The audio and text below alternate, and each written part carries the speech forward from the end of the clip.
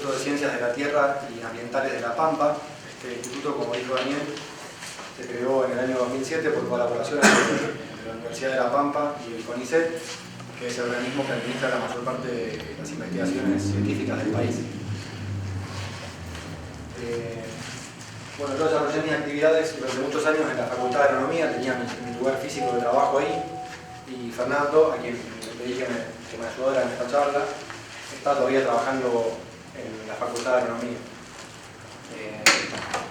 La charla tiene más o menos tres partes. Primero voy a hablar yo de las generalidades, después en una segunda parte va a hablar Fernando, va a presentar los resultados de los trabajos que hicimos en los últimos años, y a lo último voy a volver a hablar yo y les voy a mostrar algunos resultados preliminares de mediciones que tenemos de un material particulado emitido en cercanías de Santa Rosa.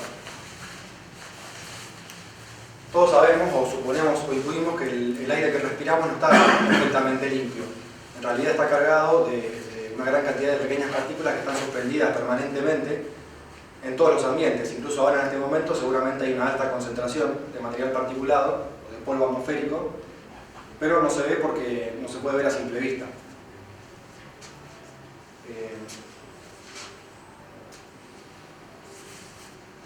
Si ustedes buscan en internet la definición de polvo atmosférico, el término polvo atmosférico, lo van a encontrar prácticamente como sinónimo de material particulado, cuyas siglas en inglés o internacionalmente se lo conoce como PM, por particulate matter en inglés. Una definición un poco más compleja es esta que vemos acá. Se trata de diminutos cuerpos sólidos o líquidos suspendidos en el aire que varían en tamaño y composición según su origen, formando una mezcla compleja. Generalmente esta mezcla es más compleja a medida que nos acercamos a los centros urbanos y tiende a ser menos compleja a medida que nos alejamos de los centros urbanos y entramos en ambientes naturales donde se compone principalmente de minerales y restos de materia orgánica. Este material particulado estuvo siempre presente en la atmósfera terrestre, incluso desde antes de la aparición de los seres humanos. Sin embargo, a partir de que aparece el ser humano en la Tierra y comienza con sus actividades, la cantidad y calidad de material particulado se va modificando. Si vamos a los primeros asentamientos humanos, donde las actividades eran básicamente el fuego, el material particulado que aportaba la actividad humana era el mínimo, solamente el humo. Pero más adelante, en el siglo XII-XIII, empieza a escasear la madera y se comienza a quemar el carbón. Eso emite más material particulado a la atmósfera. Luego sigue creciendo la demanda de energía, se intensifica la agricultura y ya sobre el siglo XX aparecen las industrias y se empiezan a quemar también hidrocarburos, y eso empieza a aumentar significativamente la cantidad de material particulado en la atmósfera, principalmente por quema de carbón y de hidrocarburos. Sin embargo, el material particulado pasaba desapercibido para toda la población hasta que a partir de la década del 30 se dan algunos episodios importantes que hacen que la gente tome conciencia de que este material particulado puede ser importante. En la década entre el 30 y el 40, en el sur de Estados Unidos se dan una serie de tormentas de arena, como se ve la foto ahí que dice Texas 1935. Estas tormentas duran 10 años, se producen porque hay una intensificación de la agricultura asociada a una fuerte sequía. Hay registros de que durante esas tormentas murió mucha gente, le llamaban la peste negra, que era principalmente neumonía y gripe, se afectaba principalmente a niños y ancianos. No hay muchos registros, pero se sabe que fue importante. Y más adelante, después de la década entre el 40 y el 50, hay otros episodios asociados a material particulado en el ambiente en grandes concentraciones, pero en ciudades. Está el famoso caso de Meuse Valley en Bélgica en 1930, la niebla tóxica de Donoran en 1948 y la gran niebla de Londres en 1952. Estos fenómenos se produjeron por inversión térmica, o sea, había una gran concentración de material particulado sobre las ciudades durante varios días, y eso produjo miles de muertes y otro tanto miles de enfermedades respiratorias agudas. A partir de entonces, toda la comunidad empieza a tomar conciencia de la importancia de la contaminación por material particulado, y recién, muchos años después, en 1970, empiezan a aparecer las primeras leyes que intentan regular la calidad del aire, principalmente en Estados Unidos y en Europa. Pero no fue sino hasta 1980 que la comunidad científica empieza a investigar el material particulado más a nivel global y empiezan a darse cuenta de que en realidad tiene importancia en el ciclo complejo de circulación de la atmósfera y en el funcionamiento de la Tierra en general, y que puede afectar incluso ecosistemas que están muy lejos de la fuente de ese material particulado. Estos estudios cobran importancia recién a partir del año 2000, o sea que es un tema de investigación relativamente reciente. ¿Cómo es posible que este material particulado afecte, por ejemplo, ecosistemas que están muy lejos de la fuente o que afecte tanto a la salud humana? Eso es principalmente por su tamaño. El principal atributo tomado por la comunidad internacional para describir al material particulado es su tamaño, a pesar de que se habla de que hay miles de tipos de partículas diferentes en cuanto a su composición. El único atributo que se toma para describirlo, para caracterizarlo, es su tamaño. El material particulado se mide en micrones. Un micrón equivale a una milésima de milímetro, y el límite superior para que se lo considere material particulado es de 100 micrones. Se considera que más de 100 micrones es un material que ya le cuesta entrar en suspensión fácilmente, entonces no se lo considera material particulado. Para tener una idea general, 100 micrones tiene aproximadamente la arena de la playa. Un cabello humano tiene entre 50 y 70 micrones. Y como para poner un límite inferior, que en realidad no tiene, yo puse 0,1 porque es el límite inferior que suelen detectar los aparatos que se utilizan para medir al aire libre. Y típicamente es el tamaño que tiene el humo. El humo tiene en todo caso menos de 5 micrones. Bueno, la categoría más utilizada para medir la concentración de material particulado en la atmósfera actualmente, por ahora, es lo que se denomina el PM10, que significa material particulado menor o igual a 10 micrones de diámetro medio. Se toma esta categoría porque es la categoría que puede ingresar a las vías respiratorias fácilmente.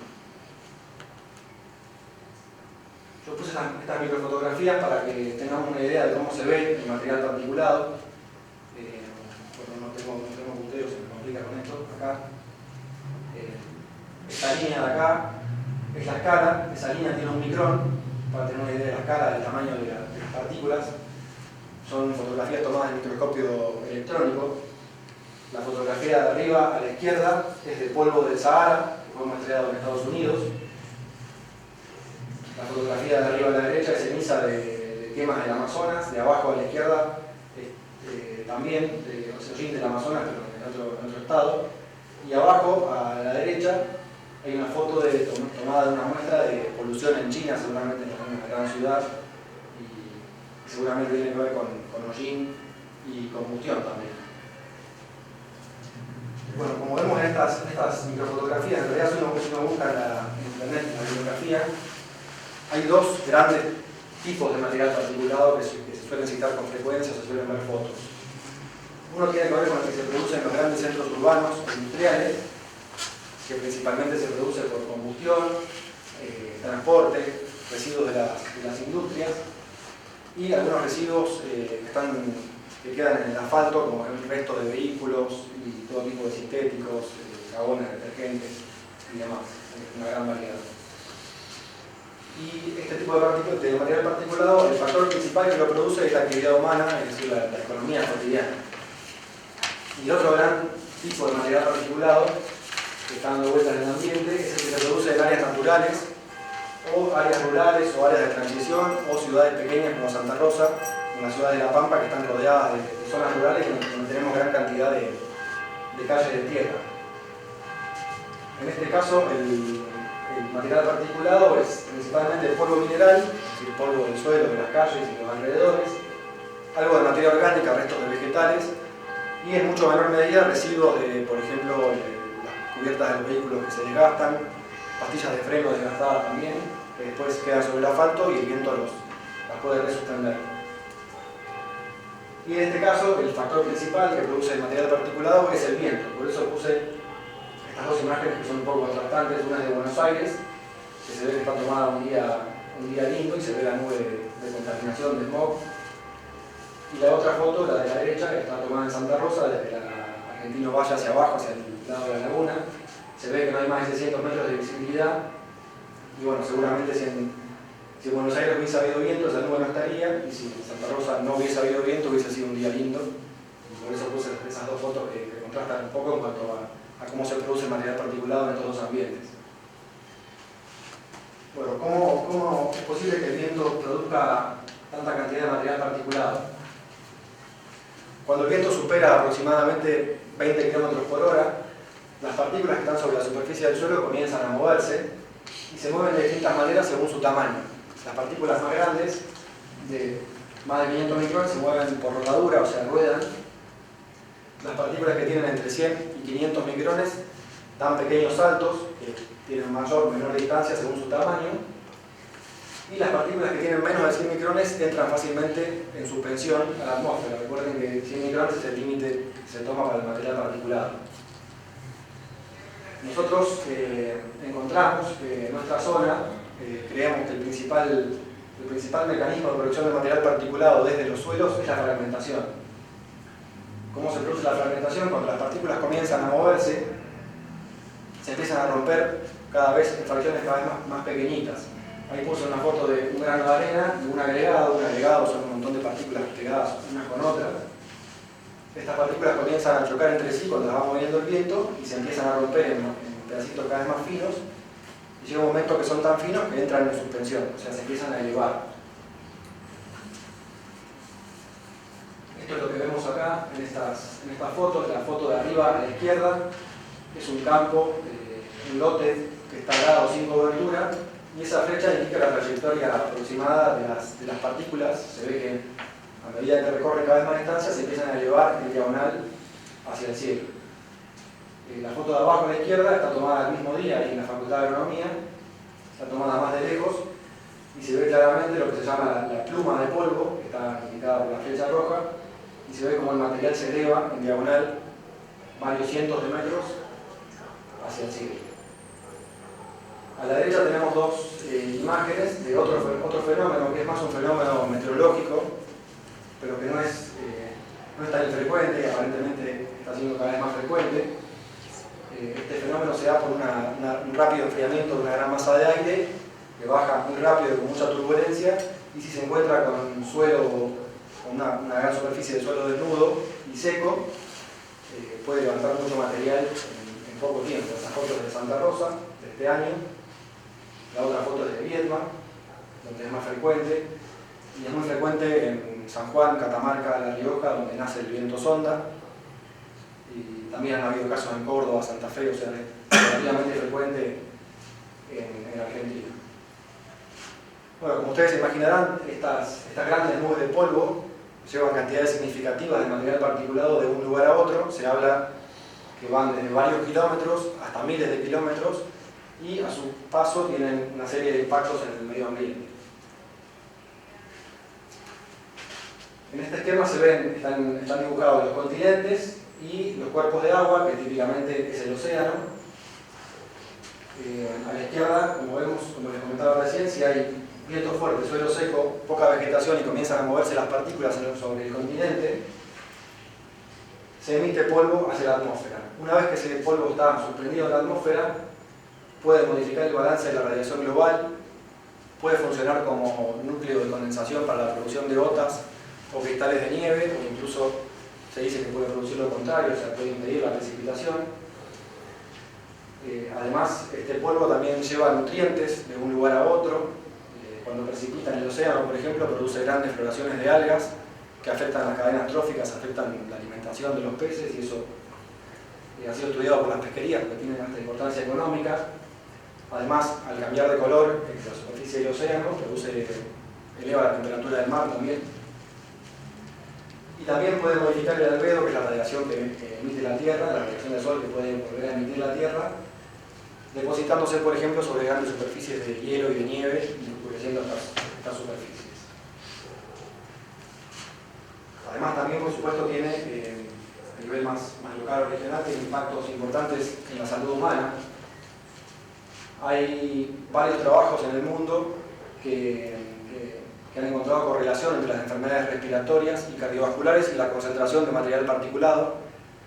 Son trabajos que principalmente se han hecho en grandes ciudades, pero también hay trabajos en zonas no tan pobladas, como hay muchos trabajos del Medio Oriente y muchos en Asia, en la zona de China, en las grandes planicies de China. ¿Por qué se produce este efecto en la salud humana? Porque las partículas son tan pequeñas que pueden ingresar al sistema respiratorio. Se habla de 3 categorías de partículas diferentes. Las partículas que tienen entre 100 y 10 micrones se denominan fracción inhalable, ingresan hasta las vías superiores, producen típicamente irritación. Las partículas que tienen entre 10 y 4 micrones se las denomina fracción torácica y puede llegar hasta los bronquios y típicamente produce enfermedades agudas como la gripe y las neumonías. Y las partículas que tienen menos de 4 micrones se la denomina fracción respirable. Estas partículas ingresan hasta los pulmones, o también se la denomina fracción alveolar, que después lo vamos a ver así, me parece. Y están asociadas a enfermedades más crónicas, incluso las partículas que tienen menos de 1 micrón pasan directamente a la sangre, con todo lo que tienen. La clasificación más utilizada, como les había dicho, para el monitoreo ambiental es el PM10, o sea, las partículas que son menores a 10 micrones, justamente porque tienen mayor impacto en la salud humana. Hay distintas legislaciones. En Europa se considera que un valor límite de concentración aceptable es de 50 microgramos por día. Sin embargo, Estados Unidos, por ejemplo, considera que se puede estar expuesto hasta 150 microgramos por día. La Organización Mundial de la Salud hasta 120, o sea, no está del todo claro. Incluso en Europa se establecen hasta 35 exposiciones al año, no más, como recomendable, y en las otras legislaciones no se dice nada al respecto. Y en cuanto a la concentración media anual, sí hay un poco más de consenso y se habla de unos 40-50 microgramos promedio al año, para que sea más saludable, digamos. Bueno, resumiendo un poco esta primera parte de la presentación, yo decidí poner esta imagen, que no se ve muy bien, pero muestra el tipo de partículas según su diámetro y según su origen. Las flechas en verde indican el rango para partículas que se producen naturalmente, podríamos decir, y las flechas en rojo indican los rangos de tamaño para las partículas que se producen por actividades humanas. Algunos ejemplos. Por ejemplo, empecemos con las actividades humanas. Los humos, en este caso humos de soldadura, bueno, tienen un rango alto. Humos de escape de vehículos gasoleros son muy finitos, como ven, van entre menos de 0,05 micrones, entonces van regulados. Las cenizas tienen también un rango alto que va entre 100 y 0,01 micrones. El carbono negro, que se le llama, que es producto de las combustiones de maderas, va entre 1 y 0,01 micrones. El humo del cigarrillo, de 1 micrón hacia abajo. Y en verde las que se producen, las que existen naturalmente, digamos, como los virus, que se ve que son muy pequeñitos, las bacterias que van entre 4 y 0,5 micrones, el polen, del que se ha hablado mucho aquí en La Pampa, que va entre 10 y 1 micrones. Acá tenemos los límites de las fracciones respirables, torácica, inhalable, que les hablaba recién. Y por último, lo que más nos interesa a nosotros por nuestro objeto de estudio es el polvo denominado eólico, que es el polvo exclusivamente levantado por el viento. Sin embargo, nosotros creemos que el polvo eólico incluye a todas las otras, o sea, incluye también al polen, incluye a las bacterias, a los virus. Acá lo pone entre 100 y 1 micrón, pero nosotros según nuestras mediciones sabemos que llega hasta 0,1 micrones porque lo hemos medido, y creemos que es porque contiene a todas las otras partículas y también tiene restos de materia orgánica y otros elementos. Bueno, ¿cómo hacemos para medir nosotros este material particulado que es tan finito? Tenemos varios elementos. Uno de los que más hemos utilizado es el túnel de viento, que es un túnel relativamente pequeño, este que se ve acá y que se ve acá también. Este túnel nos permite eliminar un montón de variables que en el campo son difíciles de manejar. Entonces nosotros tomamos la muestra, la ponemos dentro del túnel, simulamos distintas velocidades del viento y al final del túnel ponemos elementos para medir la cantidad de material particulado que está emitiendo esa muestra, que puede ser de suelo, puede ser de arena, de distintos tipos de suelo, de distintos tipos de ambiente. Colectamos las muestras en unos colectores de plástico, que son muy sencillos, es un trajito con una entrada y una salida, adentro se produce una depresión y el material queda depositado ahí. Esa es una de las formas. La otra forma es usando unos sensores láser. Aquí se ve uno. Se llaman monitores de material particulado. Estos funcionan todos igual. De un lado hay un emisor láser, de otro lado hay un sensor. Por el medio circula una muestra que circula forzadamente de forma permanente, cargada de material, y a partir de la sombra de las partículas, el sensor calcula la cantidad de partículas y el tamaño de cada una, y así podemos obtener la concentración por unidad de volumen. Este es el aparato que tenemos nosotros, que mide únicamente PM10. Este es un aparato alemán que mide PM30, o sea, las partículas menores a 30 micrones, y las divide en 25 rangos diferentes. Eso nos permite ver con exactitud cuáles son las partículas torácicas, alveolares, inhalables, totales y todo. Este es otro sensor, otro aparato que también funciona con láser, pero a diferencia de los otros dos, la muestra la lee en húmedo, en un medio acuoso. Nosotros podemos tomar muestras de suelo, muy pequeñas muestras de suelo, o de material que colectamos físicamente en cualquier elemento, y lo llevamos a este aparato en medio acuoso y nos dice con exactitud la distribución de tamaños de partículas que hay en esa muestra. Además tenemos otros elementos como data loggers, que son computadoras donde se carga la información, que se pueden programar para que lean cada determinado periodo de tiempo. Eso lo podemos dejar en el campo, trabajan solos y después vamos a recolectar la información. Bueno, después les voy a mostrar algunos resultados que tenemos ya medidos con estos aparatos. Sobre todo lo más interesante son los que tenemos con el aparato que nos prestaron de Alemania, por un convenio bilateral que tenemos entre CONICET y Alemania. A ver si funciona. Este es un video de una simulación que hizo la NASA hace algunos años de cómo se mueve el material particulado en el globo, en la atmósfera de la Tierra. Se ven las principales fuentes también. Ellos consideran que las principales fuentes son la sal marina en azul,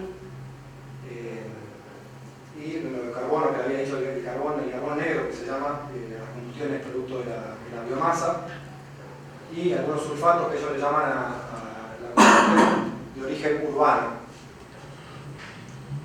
Bueno, vamos para atrás.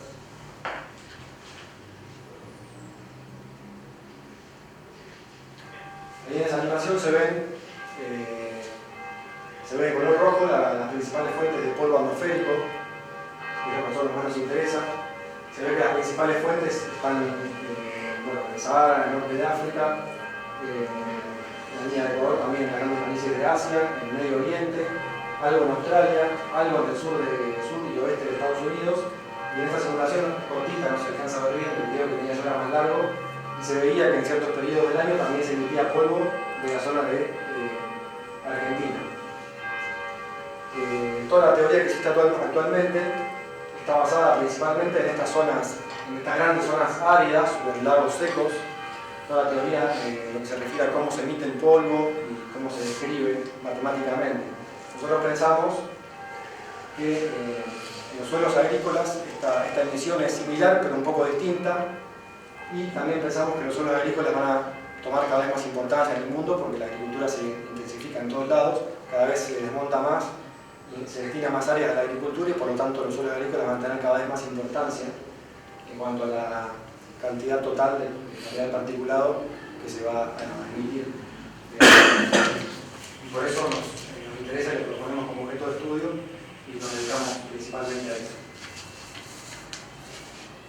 Además de las mediciones que hacemos en los alrededores. Y bueno, ahora Fernando les va a mostrar algunos resultados de los trabajos que hicimos en los últimos años. Trabajos de campo. Bueno, yo les voy a comentar acerca de los resultado de experiencia y estudios que hemos realizado con el grupo de estudio, con el grupo de trabajo de erosión eólica. Estos estudios, como mencionó Esteban, principalmente se realizaron bajo diferentes enfoques metodológicos, ya sea en condiciones controladas de túnel de viento o generadores de polvo, o en condiciones reales de campo.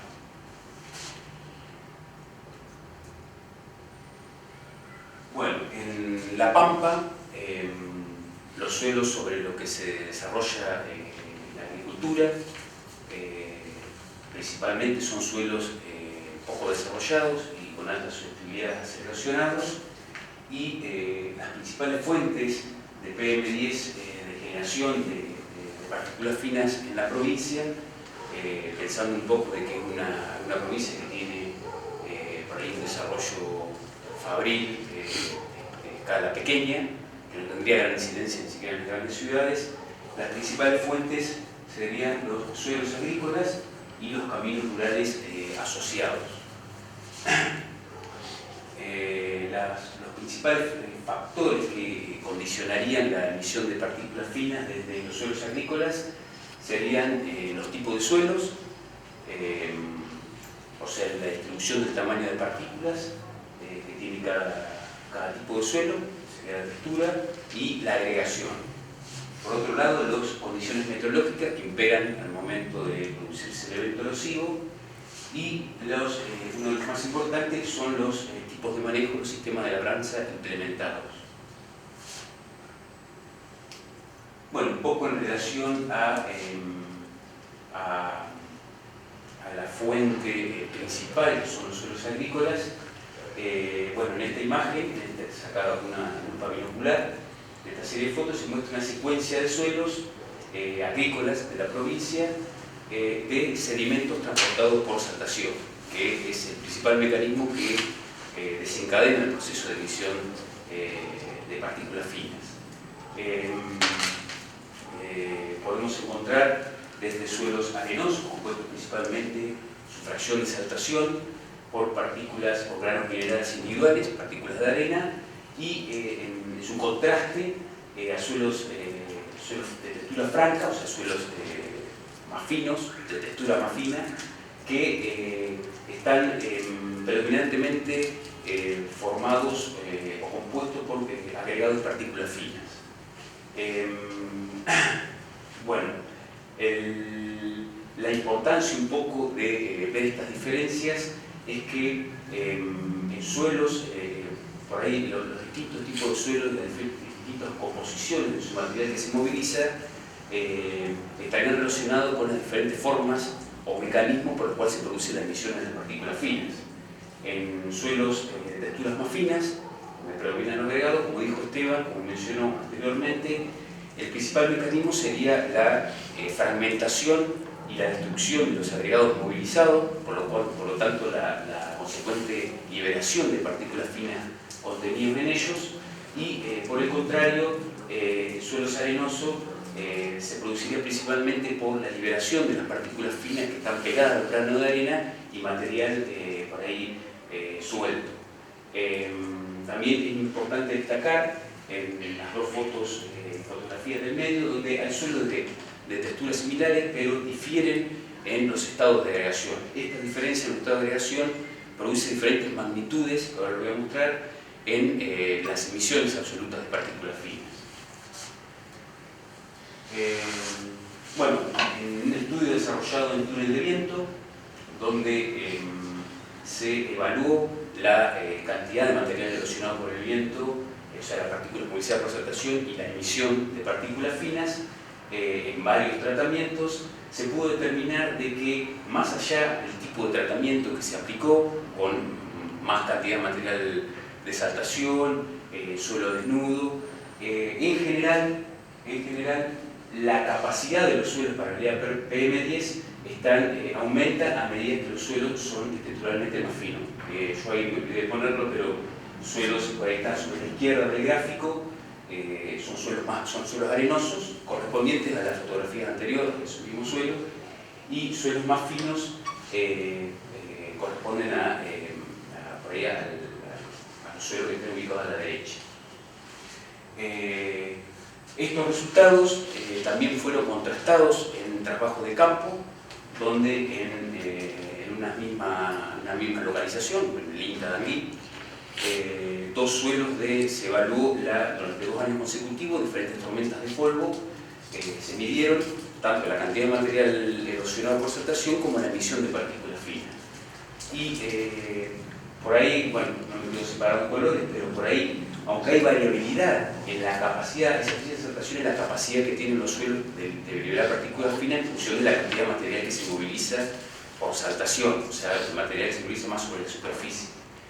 Y por más que hubo una variabilidad entre tormentas dentro del mismo suelo, principalmente dado por condiciones meteorológicas, porque se evaluó diferentes épocas del año, y condiciones de superficie, encontramiento, con una lluvia previa, crecimientos de vegetación, sí pudimos encontrar que en general los suelos de textura más finos, suelos de textura franca, que es el señalado en el cuadradito azul, emitió proporcionalmente más que el suelo de textura arenosa. Por otro lado, en el mismo trabajo, se evaluó la evolución del material transportado por saltación en función de la distancia en ambos suelos y la emisión de PM10, y encontramos de que el suelo arenoso en los primeros 50 metros produjo altas emisiones de PM10, un poco relacionado con la cantidad de material que se movilizó por saltación debido a las altas subtilidades que tiene este suelo, en comparación al suelo de texturas más finas. Sin embargo, la distancia total de la parcela que se evaluó, la cantidad de material que se movilizó sobre superficie fue mayor y tuvo un incremento gradual en función de la distancia en el suelo franco en comparación del suelo arenoso, donde hubo una estabilización. Esto nos da un poco, esto por ahí se relacionó con las concentraciones de PM10 medida al final de la parcela, y se pudo observar que la pluma formada por partículas finas fue significativamente mayor en el suelo franco que en el suelo arenoso. Estos resultados por ahí permiten poder comprender el proceso de formación de plumas de polvo desde distintos suelos agrícolas ubicados en esta región. Bueno, esto es una foto tomada a principios de este año, periodo muy seco, en la zona agrícola de Mediaciones de René, y se puede ver de forma magnificada un poco el efecto de la formación de la pluma de polvo desde su fuente de origen y la distancia que puede llegar a recorrer con sus consecuentes impactos. Bueno, por otro lado, otro de los factores que había mencionado que condicionan la emisión de las partículas finas desde estos suelos son los factores meteorológicos o las condiciones meteorológicas que esperan el momento en que se produzca el evento erosivo. Se realizó un estudio durante 2 años consecutivos en todas las épocas del año, donde se evaluaron muchas tormentas, y se pudo encontrar de que de las variables, varias variables meteorológicas tomadas, registradas, la humedad relativa del aire y la velocidad máxima del viento, por ahí representada por las ráfagas que se producen durante una tormenta, fueron las que condicionaron de forma más significativa la emisión de las partículas del suelo. Sin embargo, la combinación de estas variables solo puede explicar el 30% de la variabilidad de los datos, por lo cual el resto de la variabilidad estaría explicada por condiciones de superficie, como mencioné anteriormente, encostramiento del superficial por efecto de una lluvia, el crecimiento de cobertura vegetal, por ahí el largo de cotrero, de las direcciones de los vientos, por lo cual esto nos da un poco una idea de la complejidad que tiene el estudio de este proceso en condiciones reales, en la realidad, como ocurre en la naturaleza, y que hay múltiples factores que afectan la producción de las partículas finas desde los suelos. Bueno, por otro lado, otro de los factores, el tercer factor que había mencionado, que condicionaba la emisión de partículas finas o podía afectar, son las prácticas de manejo que se realizan sobre los lotes. Bueno, esta foto, como la anterior, es fotos tomadas en la provincia de San Luis y muestran un poco el efecto desastroso que puede ocasionar la combinación de malas prácticas de manejo con periodos no benignos o malignos, o no sé cómo mencionarlo, sino de extrema sequedad en ambientes donde son frágiles y son altamente susceptibles a la voladura de los suelos. Aquí se ve que el material más grueso, la arena, quedó sobre los márgenes de los lotes, donde hay una barrera, y posiblemente el material más fino, con todo lo que conlleva, voló del lote y ese daño, o esa voladura, o esa pérdida es irreversible. Bueno, los sistemas de labranza afectan las propiedades físicas del suelo modificando su agregación. Estos cambios en la distribución del tamaño de agregados afectan la capacidad de los suelos para emitir partículas finas a la atmósfera durante un evento erosivo. En un trabajo realizado por Esteban y compañeros de trabajo, esto fue realizado con un generador de polvo, se tomaron muestras de un mismo suelo sometido a prácticas agrícolas o sistemas de labranzas distintos. CT sería la labranza convencional, o sea que donde tiene un sistema que tiene labores continuos, y por el otro lado el NT corresponde a un sistema de no labranza, más conservativo. Los resultados mostraron de que en los sistemas sería el suelo que tuvo, o las muestras del suelo que estuvo afectada por sistemas de labranzas más convencionales, presentaron mayor proporción de agregados pequeños, o sea, agregados finos menores a 0,42 milímetros o 0,42 a 0,54 milímetros. Por el contrario, el suelo sometido a la no labranza, la labranza más conservativa, presentó agregados, mayor proporción de agregados más grandes. Adicionalmente, se encontró que la contribución relativa de la generación de partículas finas en las distintas fracciones de agregados fue mayor a la de los agregados más finos, por lo cual la combinación de mayor proporción de agregados y mayor contribución de material fino de estos agregados finos, por ahí permite inferir de que en estos suelos, en estas zonas semiáridas frágiles, la labranza cero o la labranza más conservativa por ahí puede disminuir las emisiones desde los suelos agrícolas. Bueno, por otro lado, las fuentes que había mencionado, asociadas a las zonas rurales, a los suelos agrícolas, son los caminos rurales. En un estudio realizado en un túnel de viento, donde se tomaron dos suelos y un camino rural. La línea en ese gráfico UR es el camino rural, y los otros dos son suelos de distintas texturas intermedias de cercanías de la ciudad de Santa Rosa. Se evaluó en eventos sucesivos de erosión un poco la capacidad de los suelos para emitir partículas finas.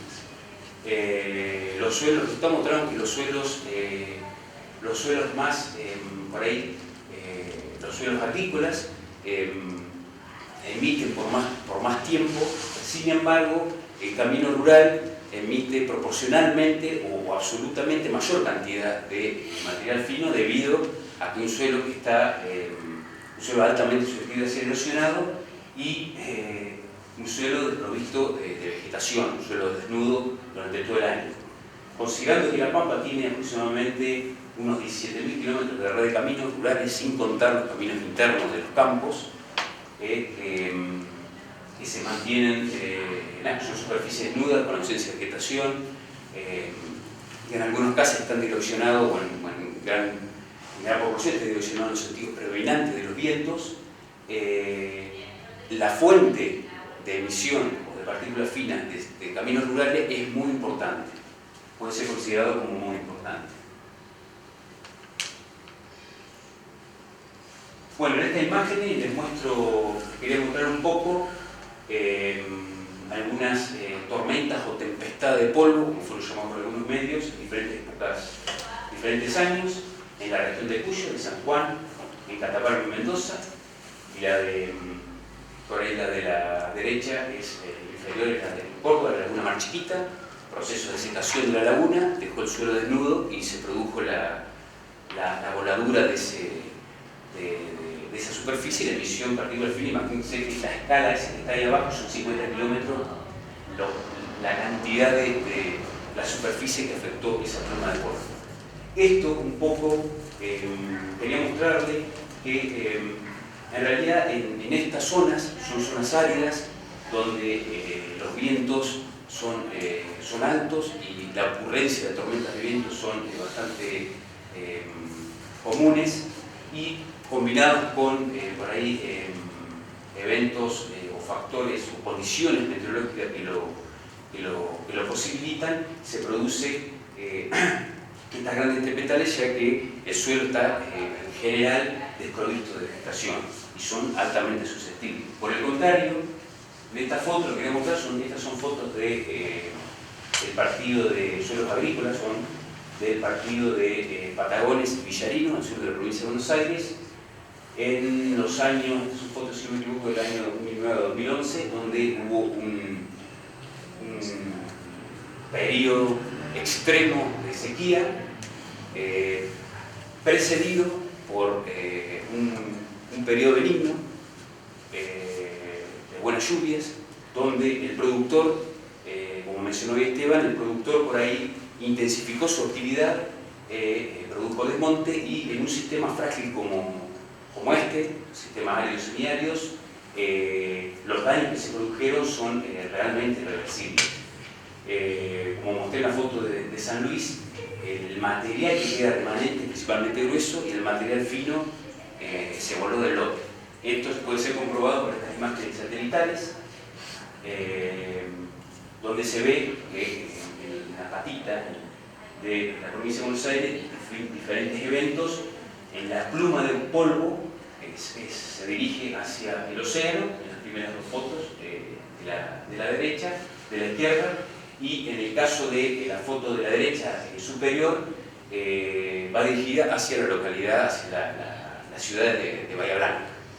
Y se puede ver las grandes distancias que recorre. Por último, la foto que está a la derecha inferior era interesante porque se ve, bueno, desde el sur de la provincia de Buenos Aires hasta el parte de la Patagonia. Aunque se ve que hay varias plumas de polvo, de material que se moviliza, ahí sí como que yo quería mostrar un poco las diferencias que hay entre una zona y otra. Como mencioné recién, en el norte las plumas de polvo son sobre suelos principalmente agrícolas, por ahí suelos que fueron sometidos a prácticas intensivas, y en la parte sur, en la que es la Patagonia, es una zona que de grande ocurrencia de viento, como ustedes saben, suelos desprovistos de vegetación o poca vegetación, y por ahí son suelos más gruesos, por ahí emiten menos cantidad de material fino. Bueno, por último, quería mencionar de que como mencionó Esteban en un momento, además de las fuentes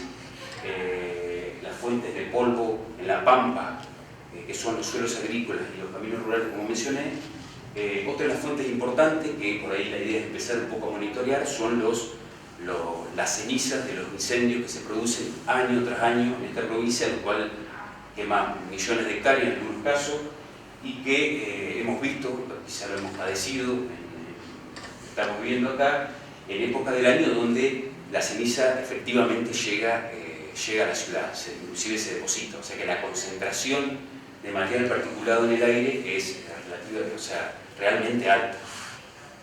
Bueno, no sé si querés seguir. Voy a mostrar ahora algunos resultados de mediciones que estuvimos haciendo. Este gráfico muestra mediciones de PM10 en cercanías de distintas fuentes, en Santa Rosa y alrededores. Las líneas azul y roja muestran las mediciones realizadas en cercanías de un lote que estaba siendo elaborado, arado.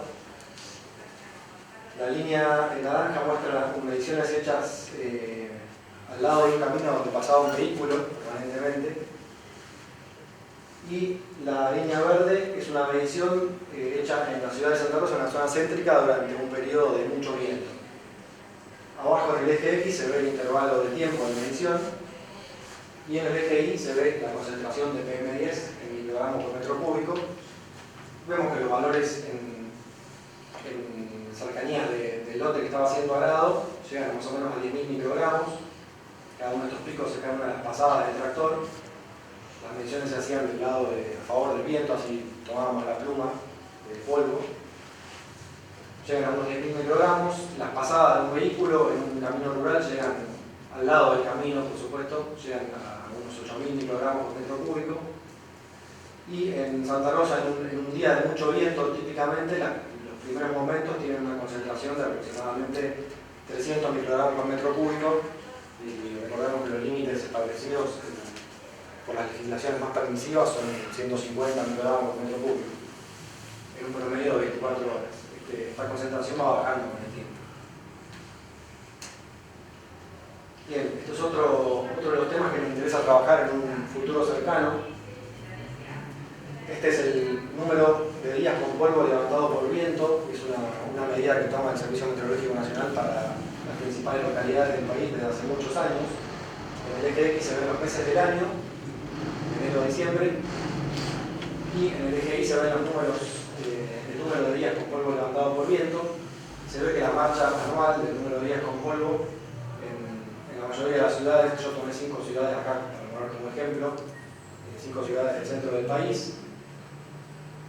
La marcha anual, esta es la marcha anual, se intensifica el número de días con polvo levantado por viento entre julio y octubre, que son casualmente el periodo donde hay más enfermedades respiratorias.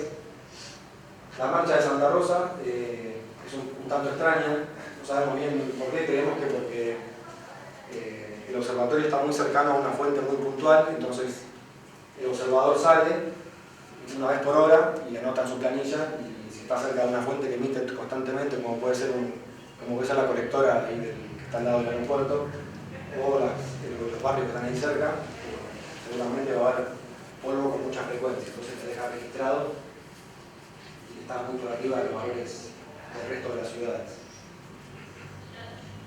Este también es el número de días con polvo levantado por viento para General Pico y para Santa Rosa, pero para los últimos 27 años. En este caso está por año, para los últimos 27 años. Vemos que hay una tendencia leve al aumento, sobre todo en Santa Rosa, el número de días con polvo levantado por viento por año. En General Pico se ve también una tendencia al aumento, pero no es tan notoria. Nos interesa evaluar esta información para distintas localidades del país. Hay cientos de estaciones en el país, y asociar esto a la incidencia de enfermedades respiratorias y también evaluar las causas que pueden estar asociadas a cambios en el uso de la tierra, al crecimiento de las ciudades o al cambio climático incluso. Por ahí se ve el aumento. Esta es otra actividad que estamos realizando desde el año pasado, es un monitoreo continuo de la concentración de material particulado en Santa Rosa. Esto está hecho con el aparato que les había comentado, que es marca Grimm, que es un aparato alemán que mide PM30 y separa las partículas en distintos rangos de tamaño. Entonces podemos determinar cuánto tenemos de PM10, cuánto tenemos de PM2,5, PM de material particulado inhalable, torácico, alveolar. Esta es una muestra de 24 horas tomada en el centro de Santa Rosa, en la zona hídrica rural. Y se ve en términos generales que la concentración de material particulado no es muy alta, la de PM10, recordemos que es la más utilizada, no es demasiado alta, Hay algunos picos que tienen que ver seguramente con cambios en la intensidad del tráfico o con alguna ráfaga de viento, pero en términos generales los valores son relativamente bajos, cercanos a 20 microgramos por metro cúbico. Esta es otra medición similar, está con el mismo aparato, pero en mediaciones de la zona de Quinta, Santa Rosa, Toay. Esta medición tiene varios días y en este caso sí se ven picos importantes de aumentos en la concentración. Están asociados los picos más bajos a los cambios en la intensidad del tráfico de vehículos, cuando la gente va y viene a trabajar todos los días. Y los picos, esta zona de 3 picos más grandes acá son 3 días consecutivos de un fin de semana, donde seguramente estaban dadas las condiciones de baja humedad y de alta temperatura que se dan para que se den estas condiciones, estos picos, pero tiene que ver principalmente con la actividad, con el tránsito. O sea, la gente durante los fines de semana está en la zona en sus casas, circulando permanentemente, ahí en zona de Quinta, en toda calle de tierra, y esto genera una gran concentración de material particulado en el ambiente. Ahí están en rojo resaltados los valores, que vemos que muchas veces están un poco por encima de lo aceptable. Esta es otra medición interesante, en este caso se midió únicamente PM10, lo medimos con nuestro aparato que tenemos acá. Esta medición se realizó durante 2 días consecutivos, en los que hubo viento fuerte, también en la zona céntrica, en la zona de Villa Alonso. De este lado está el día 1 y de este lado está el día 2. Las mediciones se tomaron cada 2 o 3 horas, como se ve acá en el eje X. Y en el eje Y se ve la concentración. Lo que vemos es que el primer día hubo una concentración relativamente alta que cayó de golpe, y ya el segundo día, a pesar de que la velocidad del viento se mantuvo alta, la concentración mucho más baja, de unos 20-25 microgramos. Este es un caso típico de agotamiento de la fuente. El primer día el viento resuspendió todo el material que estaba depositado en el asfalto, en la ciudad de Santa Rosa principalmente, y lo trasladó a otro lugar, y el segundo día ya no quedaba material para trasladar en forma local, y tal vez el material que viene en baja cantidad viene de los alrededores y de zonas cercanas. Bueno, ahí está el límite de la Unión Europea. Vemos que el primer día lo sobrepasó, pero el segundo día ya estaba dentro de los límites aceptables. Y por último, ahora que sabemos que no es conveniente exponerse a demasiada concentración de material particulado con mucha frecuencia, teníamos algunas recomendaciones. En Estados Unidos ya hay un índice de calidad del aire que se refiere a material particulado, en el que uno puede ingresar cualquier día del año a la localidad que le interese mediante el uso de internet, y puede ver ese índice que está ahí, que tiene un sistema como de semáforo con colores, que le indica la calidad del aire y le sugiere las actividades que puede hacer, si le conviene quedarse adentro o no, si la calidad es aceptable para la población de riesgo o no. La población de riesgo son siempre niños y ancianos, y en algunos casos sugiere incluso no salir de la casa. Nosotros en Argentina no tenemos un sistema de este tipo, pero recuerden que el Servicio Meteorológico anota una vez por hora, el observador anota si hay polvo levantado por viento, como se ve acá, que dice con polvo levantado por viento. Entonces uno puede chequear si hay algo de polvo levantado por viento, y más fácil todavía, acá en Santa Rosa miramos por la ventana y lo vemos. Y durante esos días que hay mucha concentración de polvo, no es recomendable hacer actividades de ejercicio intenso, por ejemplo, salir a correr, salir a andar en bici, que muchas veces lo vemos, no es recomendable. En todo caso, esperar al siguiente día, que seguramente la concentración va a ser menor. Bueno, por último, hay otras herramientas que se pueden usar, que no todo el mundo conoce, como los pronósticos de viento. El que es visualmente más claro es el Winburu, que está abajo a la izquierda, que muestra las velocidades con colores. El color blanco es velocidad 0, verde cuando hay poco viento, y violeta cuando hay ráfagas, cuando hay mucha velocidad de viento. Cuando la ráfaga supera más o menos 20 km por hora, ya podemos suponer que va a haber una concentración significativa de material particulado en la atmósfera, y podemos planificar nuestra actividad para no exponernos, sobre todo si estamos con chicos o con gente mayor que puede ser más susceptible. Y por último, obviamente no es conveniente exponerse a combustiones de ningún tipo, aunque no se vea el humo, y evitar los ambientes mucha presentación de material particulado sin usar ninguna protección. Este material pasa incluso los barbijos, así que es conveniente usar máscara, por ejemplo, si uno está en talleres o lugares donde hay concentración permanente de material particulado.